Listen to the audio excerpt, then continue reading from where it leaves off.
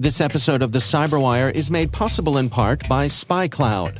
Stolen data circulating on the criminal underground is fuel for data breaches, account takeover, ransomware attacks, and online fraud. Your biggest security risk might be a breach or malware infection outside of your control that exposes the data of your users.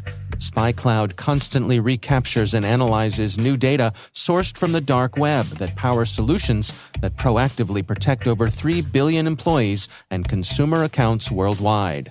Learn how to make recaptured data your best defense at spycloud.com/cyberwire. That's spycloud.com/cyberwire.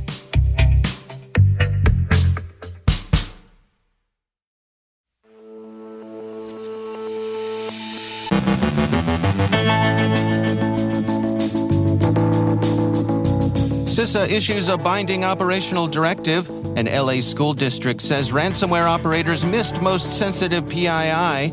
An API protection report describes malicious transactions. We've got analysis of cyber risk in relation to software-as-a-service applications. Joe Carrigan describes underground groups using stolen identities and deepfakes.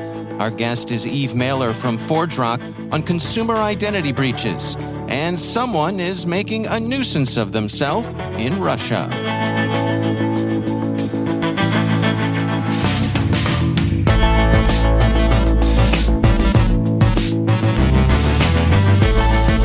From the CyberWire studios at Data Tribe, I'm Dave Bittner with your CyberWire summary for Tuesday, October 4th, 2022.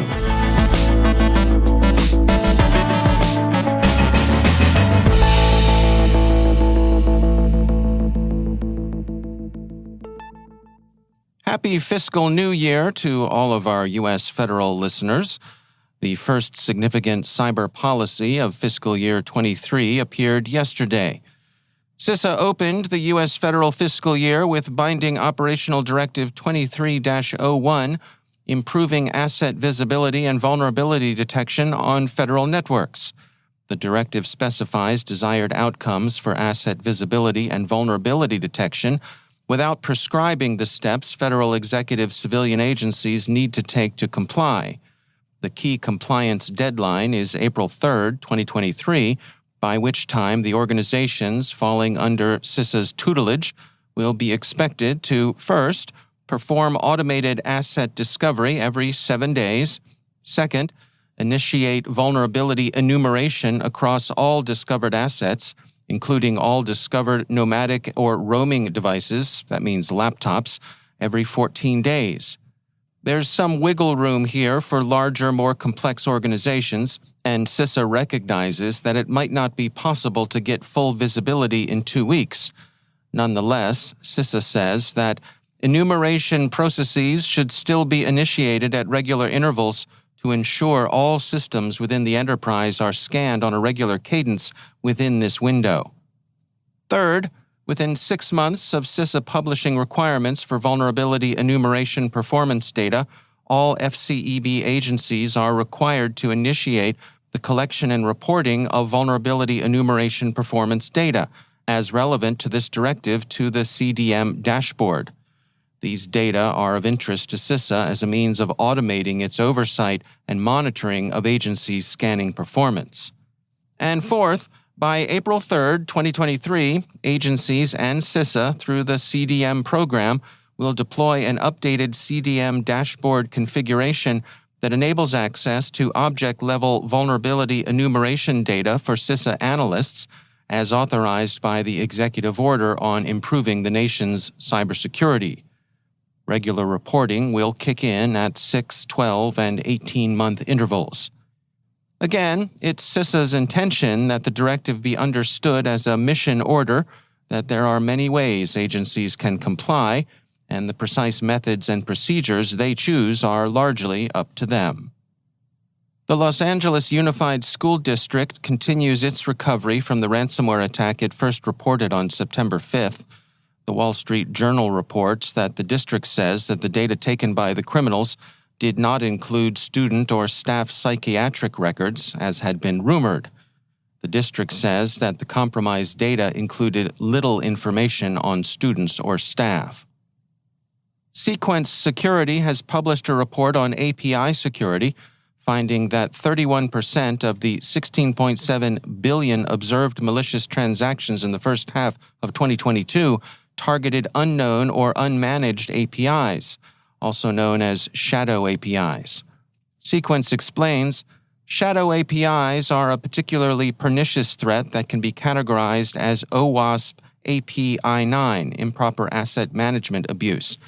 Shadow APIs are a common problem in organizations that do not have proper inventory on their quality assurance and development API endpoints or their versioning system, and attackers can easily discover API endpoints that will interact with production data.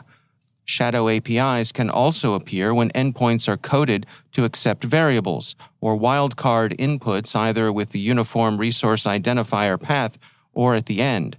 Attackers are able to easily find shadow APIs by analyzing a production API, which may be well protected, then simply fuzz or modify the values, enumerating through other API endpoints on different versions under different host names, or simply accepting random characters at the end of the URI. The vast majority of malicious activity targeting APIs is powered by automation. For example, sneaker bots attempting to cop the latest Dunks or Air Jordans, or stealthy attackers attempting a slow trickle of card testing fraud on stolen credit cards, to pure brute force credential stuffing campaigns. Varonis released a report today detailing software-as-a-service applications and the cyber risks associated with them. The researchers analyzed 15 petabytes of data across 717 organizations across a number of industries. The researchers found that about 81% of companies analyzed had sensitive SaaS data exposed to the whole internet. The average company has 10% of cloud data exposed to every employee, 157 sensitive records exposed to the open internet through SaaS sharing features, 33 super administrator accounts with over half of those accounts not utilizing multi-factor authentication, and just over 4,400 user accounts without multi-factor authentication. It was also discovered that there are over 40 million unique permissions across SaaS applications and over 12,000 Microsoft 365 sharing links. The most alarming statistic discovered was that 6% of an organization's cloud data was exposed to the entire internet. On average, each terabyte of data in an organization's cloud seems to contain more than 6,000 sensitive files, with nearly 4,000 folders shared with contacts outside of the organizations, with more than 2.1 million permissions. Microsoft 365 was also found to be a treasure trove of exposure, with 7% of companies having more than 10,000 exposed files. Alarmingly, there were 10 analyzed companies that had over 100,000 exposed files. Even more startling, one company had more than 1.5 million files exposed in Microsoft 365. In full disclosure, we note that Microsoft is a partner of the CyberWire, and we also note that this exposure is a matter of user configuration, not of vulnerabilities in the software itself.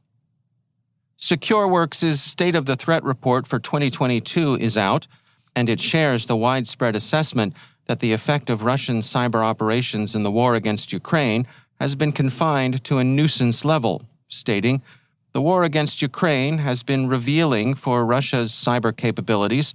At the outset of the conflict, there were wide fears of destructive attacks with wide-scale repercussions, as was seen with NotPetya in 2017. However, despite a steady cadence of cyber activity directed against Ukrainian targets, some of which is identifiably from Russian government-sponsored threat actors, no widely disruptive attacks have been successful. The most visible Russian threat group tracked by the CTU over the past year has been Iron Tilden. This group is notable for spear phishing attacks conducted primarily against Ukraine, but also against Latvia's parliament in April." And finally, if Russian hacking has been a nuisance as opposed to a war winner, much the same can be said of hacking directed at Russian targets. In a communiqué delivered to the Kyiv Post, the National Republican Army, a group that identifies itself as a popular Russian organization, devoted to the overthrow of President Putin's regime, said that it has executed a ransomware attack against Unisoftware, a large Russian tech firm. Unisoftware has a number of important clients: the Federal Tax Service, the Ministry of Finance of the Russian Federation, and the Central Bank of Russia among them. And the Kyiv Post said it was able to confirm that some of the data belonged to customers. The National Republican Army declined to say how much secondary access it had achieved, but suggested that it had carried out related attacks against large Russian organizations. InfoSecurity magazine speculates that one of the secondary targets may have been the retailer DNS, which early this week disclosed a breach and offered reassurance and apologies to its customers. The attack, DNS said, originated outside of Russia. We emphasize that claims by and about the National Republican Army should be treated with caution and skepticism. The organization, control, and even the very existence of the group have reasonably been questioned. That there's some cybercrime going on inside Russia is almost certainly true, on grounds of a priori probability alone, but seeing the hand of a serious organized opposition group in that cybercrime probably involves a good deal of wishful thinking being carried out in the interest of Kyiv.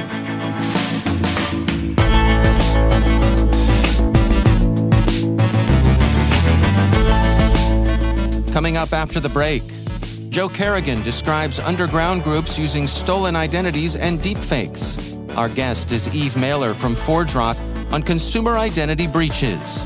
Stay with us.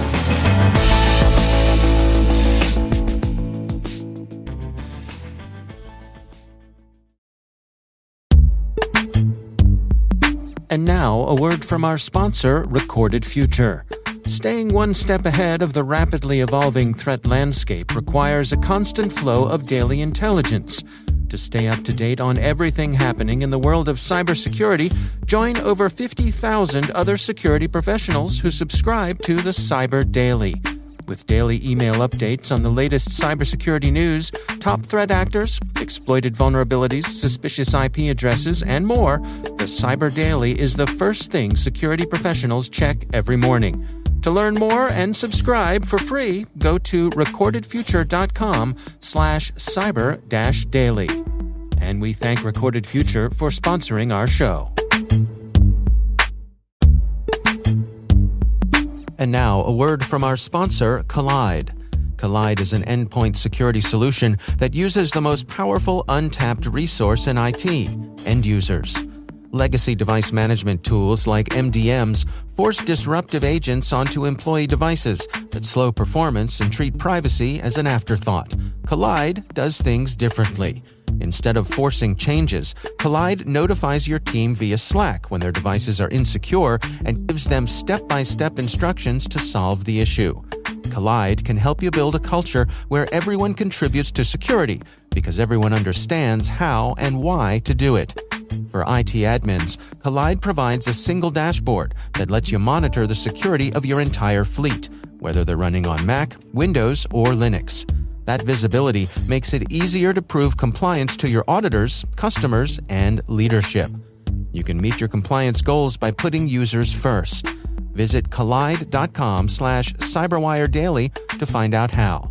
That's KOLIDE.com/CyberWire Daily. And we thank Collide for sponsoring our show.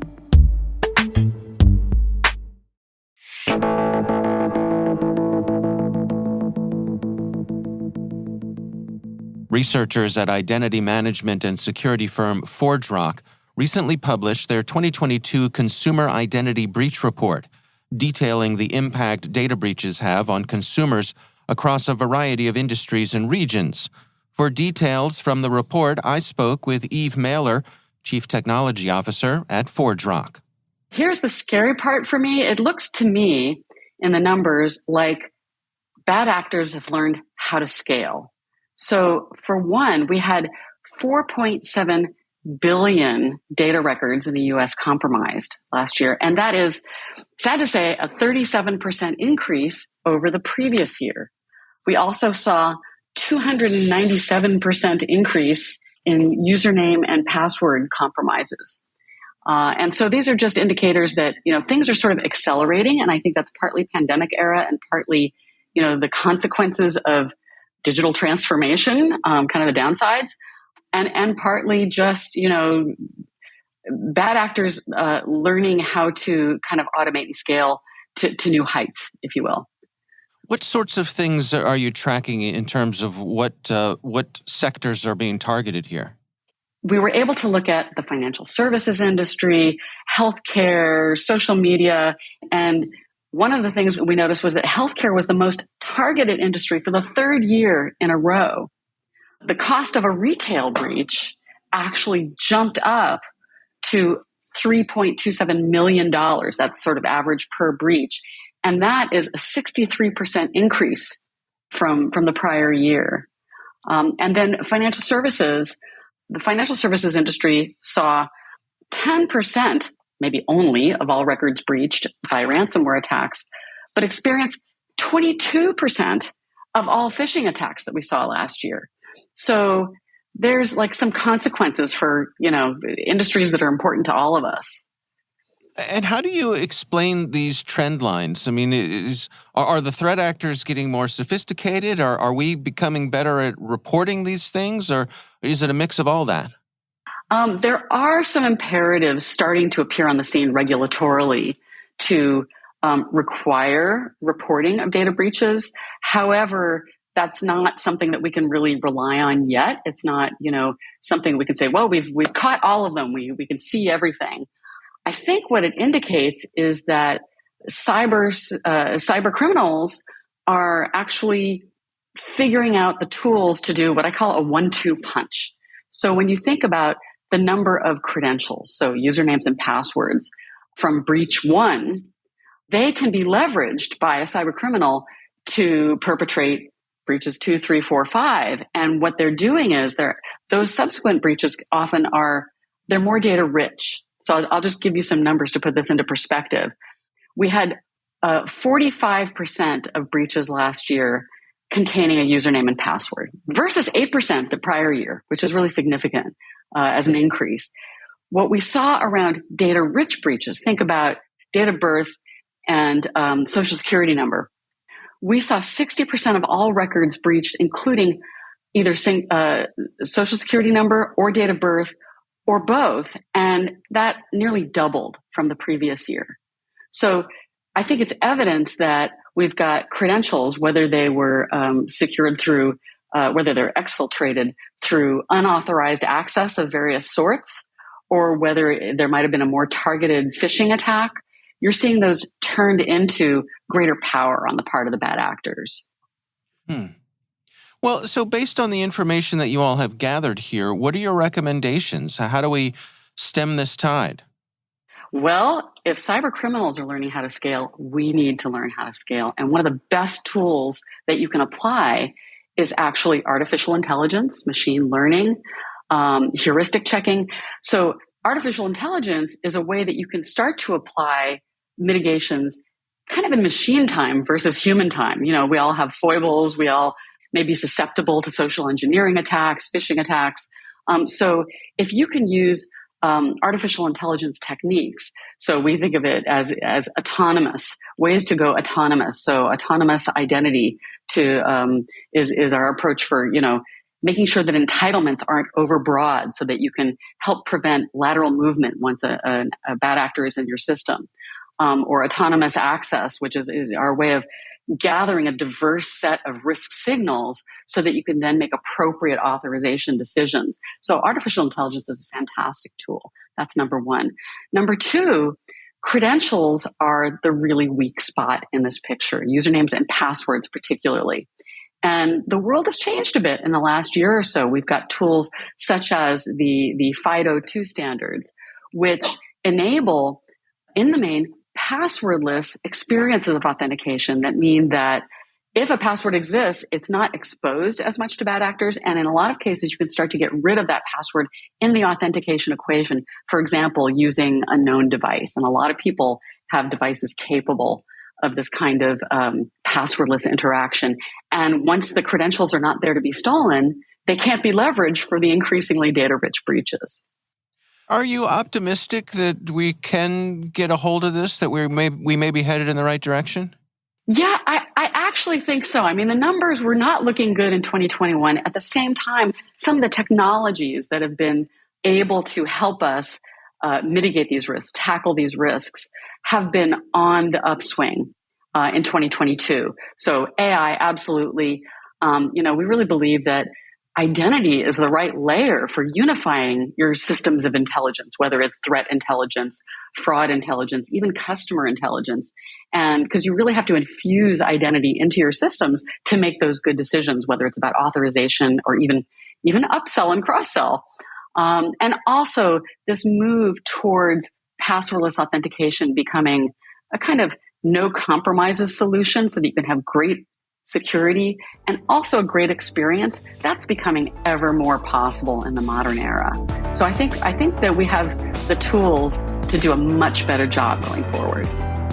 That's Eve Mailer from ForgeRock.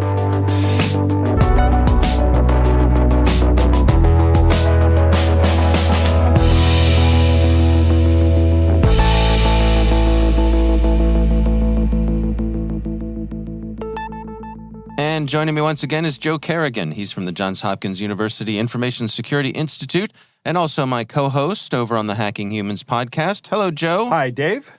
So we talk a lot over on Hacking Humans about scams, of course. And Yes, we do. One of the things that's captured the imagination of people around the world is deepfakes. Deepfakes. And I saw some research come by from the folks over at Trend Micro. Yes. That was an article they published titled How Underground Groups Use Stolen Identities and Deepfakes. What's going on here, Joe? Well, this is a pretty disturbing article, actually. It starts off talking about famous people, right? We have been seeing for years now. In fact, the one that comes to mind is the picture of Keanu Reeves, right? Yeah. There's pictures of him out there, and somebody always photoshops a new shirt on him. Okay. Right? Well, imagine taking that capability, but now you're creating videos of people. Right. And they're endorsing products which they didn't endorse. And that has actually happened to one of our own here, Chris Sistrug, who is a security person and well-known, has a Twitter account, has been deep-faked into advertising and shilling a product that he does not endorse, and the deep-fake video is of him saying things he never said. Wow.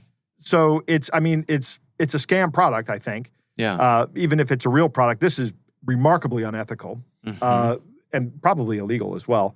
Elon Musk has been targeted. There are videos of him endorsing some kind of financial scheme. And of course, Elon has never done this. Right. It's remarkably disturbing. And there are people on these underground forums. There's a great post here that gives you an example of what they're talking about.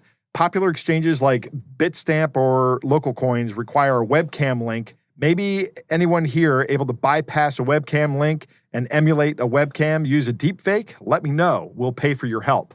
So these people are looking for ways to essentially emulate a webcam, but instead of sending a video stream of a webcam, send the video stream of a deepfake. And this is what it's come to now. And this is going to be possible. This is technically possible right now. This article goes on to talk about how deepfakes can affect existing attacks and monetization schemes. One, they list here messenger scams.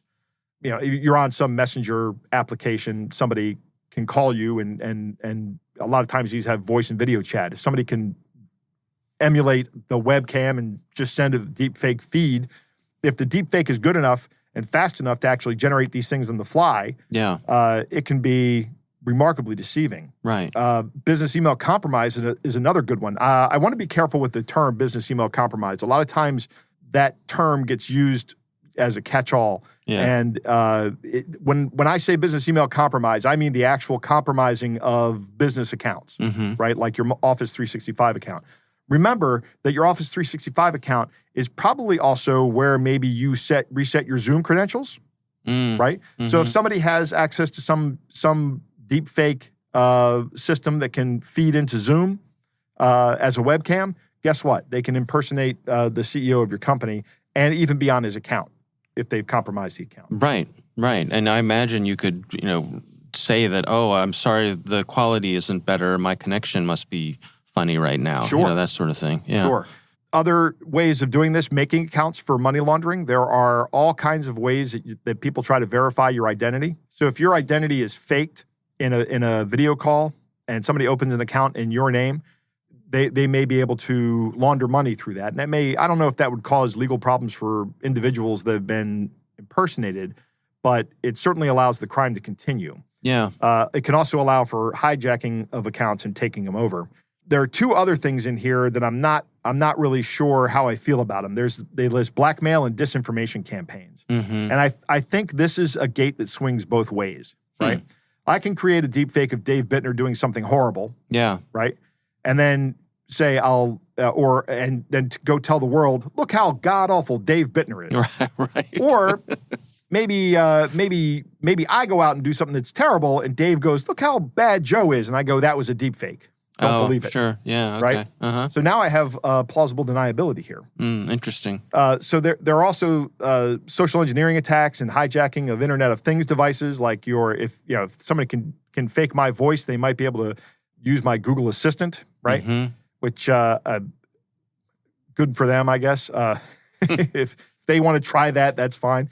Here's something that's really interesting, and I feel kind of a little bit vindicated here, Dave. For years, I have been saying that biometrics are not good as a means of verification of a person because they are immutable. Okay. Right? And here we are now looking at deep fakes that are impersonating this. So your information is already out there for what you look like. If that information is leaked, you have no way of changing that information. There's nothing you can do. You can sit there all you want and grunt and grunt and groan, but your face will never change from what it looks like. Right. So I think I feel a little bit of vindication reading this article, and that's the one upside. But everything else in here is just downside. What are some of the recommendations here that they have? Excellent question. One, multi-factor authentication approach for just about everything. Yeah. Particularly of your financial accounts, and I say use a hardware token. Preferably one from the FIDO Alliance, or maybe using, if you're up for it, using some kind of private key, public key, or zero-knowledge proof-based authentication like Squirrel. Any of those are great. Those are very hard to duplicate and impersonate, and they're not biometric. One of the things they say here is organizations should authenticate the user with 3 basic factors: something the user has, something the user knows, and something the user is, and make sure those something items are chosen wisely. Personnel training done with relevant samples. The know your customer principle for financial organizations is very important. Deepfake technology is not perfect. There are certain red flags an organization and staff should look for. I think that's an okay recommendation for now. Those red flags that are noticeable by people are going to go away very quickly. Those deepfake technologies are going to improve. And what needs to happen is there needs to be a technical solution in here, because actually deepfakes are pretty easy to spot from a technical standpoint, at least right now. Yeah.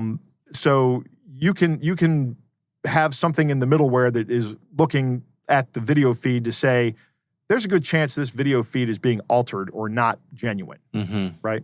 Social media users should limit the exposure of high-quality personal images. I don't know how much of a good help that is. I mean, if the information's already out there, right? I mean, you can go out and shut it down, but somebody already has it. Right. I keep my Facebook account locked down so nobody can see it. And all of my profile pictures are not of me. But if you're at a friend's birthday party and they post pictures of the group, you know, there you go. There you are. And someone takes a high-resolution picture of you with your hand up, they can actually get your fingerprint off that. We've seen research on that already. Yeah. For verification of sensitive accounts, for example, bank or corporate profiles, users should prioritize the use of biometric patterns that are less exposed to the public, like irises and fingerprints. Again, I say if that information is ever breached, then that information can be simulated as well. Yeah. And again, it's information you can't change. Right. Significant policy changes are required to address the problem on a larger scale. These policies should address the use of current and previously exposed biometric data, like I just talked about, and they must also take into account the state of cybercriminal activities and how to prepare for the future. That's a good recommendation, preparing for the future. there needs to be, at some point in time, we're going to have to move beyond all of this stuff, and we're going to have to go into some identity verification system that has revocable identities that are demonstrated by physical presence somewhere. Mm-hmm. And I think there's ways to do that. I don't think that's impossible. I think that we could find lots of ways to do that. Yeah. All right, well, it's interesting research. Again, this is from the folks over at Trend Micro. It's titled How Underground Groups Use Stolen Identities and Deepfakes. Joe Carrigan, thanks for joining us. My pleasure, David.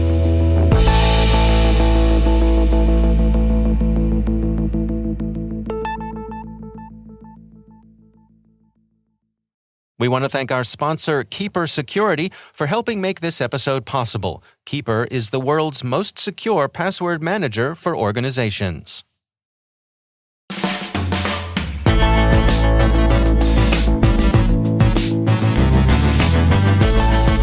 And that's the CyberWire.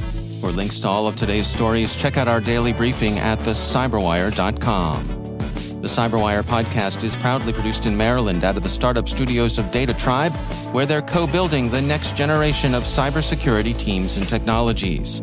Our amazing CyberWire team is Elliot Peltzman, Trey Hester, Brandon Karp, Eliana White, Haru Prakash, Liz Irvin, Rachel Gelfand, Tim Nodar, Joe Carrigan, Carol Terrio, Ben Yellen, Nick Valecki, Gina Johnson, Catherine Murphy, Bennett Moe, Chris Russell, John Petrick, Jennifer Iben, Rick Howard, Peter Kilpie, and I'm Dave Bittner. Thanks for listening. We'll see you back here tomorrow.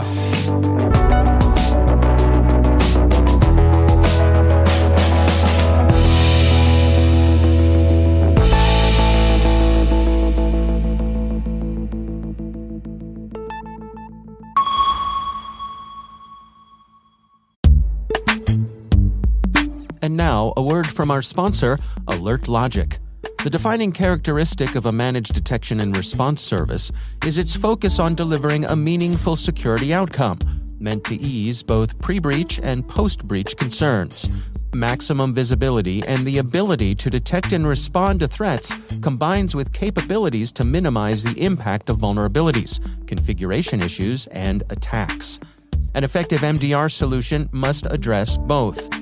Alert Logic is the only MDR provider that delivers comprehensive coverage for public clouds, SaaS, on-premises, and hybrid environments. Their cloud-native technology and white-glove team of security experts protect your organization 24/7 and ensure you have the most effective response to resolve whatever threats may come. Alert Logic is the industry's first SaaS MDR provider with purpose-built technology and security experts that help identify and respond to cybersecurity breaches, providing complete compliance solutions that give customers peace of mind and deliver on best practices. Learn more about how Alert Logic's MDR can provide complete coverage for your most critical assets at alertlogic.com. That's alertlogic.com. And we thank Alert Logic for sponsoring our show.